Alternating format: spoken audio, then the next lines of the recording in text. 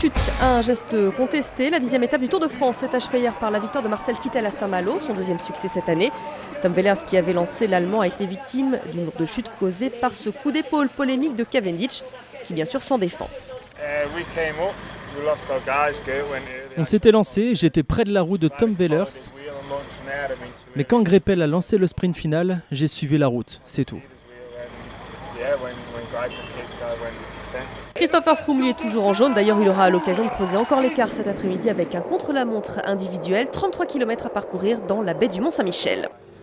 Christopher Froome a l'occasion de tuer le suspense. Aussi à l'aise dans la montagne que sur l'effort individuel, le contre-la-montre du jour est l'occasion pour le leader du Tour de distancer encore plus la concurrence. Tout le monde a progressé, il a progressé, je pense que Valverde a progressé, Contador apparemment, on n'est pas là pour marquer les esprits ou pas, et quoi qu'il arrive, s'il prend du temps, forcément psychologiquement c'est encore plus, ça a un impact fort sur les équipes qui vont peut-être dire ok là maintenant il est vraiment très fort, qu'est-ce qu'on fait, est-ce qu'on joue la place de 2, la 3 de 3 ou on continue à l'attaquer?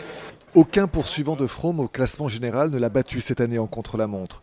Il y a un mois, lors du Dauphiné libéré, sur une distance similaire à celle parcourue aujourd'hui, le Britannique avait relégué à plus de 2 minutes et demie ses rivaux, y compris Alberto Contador, qui espère limiter la casse. C'est vrai que ça va être difficile pour moi parce que c'est un contre-la-montre plat pour pur rouleur. Cela va parfaitement convenir aux capacités de Chris Froome.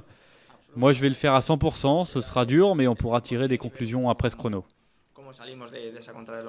De l'avis général, Froome ne sera pas en danger. Il devrait aujourd'hui rouler encore un peu plus vers la victoire finale sur les Champs-Élysées. Recrutement terminé a priori à Monaco. Hier, le petit dernier sur la photo a été présenté, c'est Falcao. Recruté pour 60 millions d'euros environ, un joueur déjà plein d'ambition.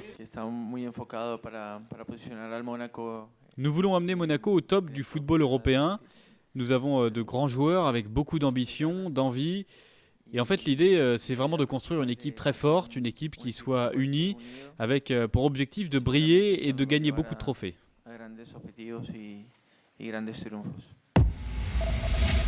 Au même moment, le Paris Saint-Germain faisait beaucoup moins la fête. Les Parisiens ont perdu 3 en match amical contre la petite équipe autrichienne, le Sturm Graz. C'était la première de Laurent Blanc. Et puis une triste nouvelle pour les supporters du Mans. Le club a été exclu des championnats nationaux au motif de la situation financière catastrophique. Le Mans, 18e de Ligue 2, cette année évoluera en DH, au mieux. Marion Bartoli de retour en France, elle nous a rendu hier une petite visite.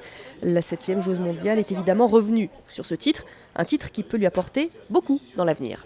Une victoire comme ça se construit au quotidien, ça se construit avec beaucoup d'abnégation, beaucoup d'humilité, tous les jours à l'entraînement, dans des conditions parfois difficiles, quand il pleut, quand il fait froid, quand il faut continuer à s'entraîner, quand il faut se lever plus tôt que les autres, quand il faut finir plus tard que les autres. Donc je sais que les prochaines victoires vont se construire dans les jours à venir et dans l'intensité que je mettrai à l'entraînement tous les jours.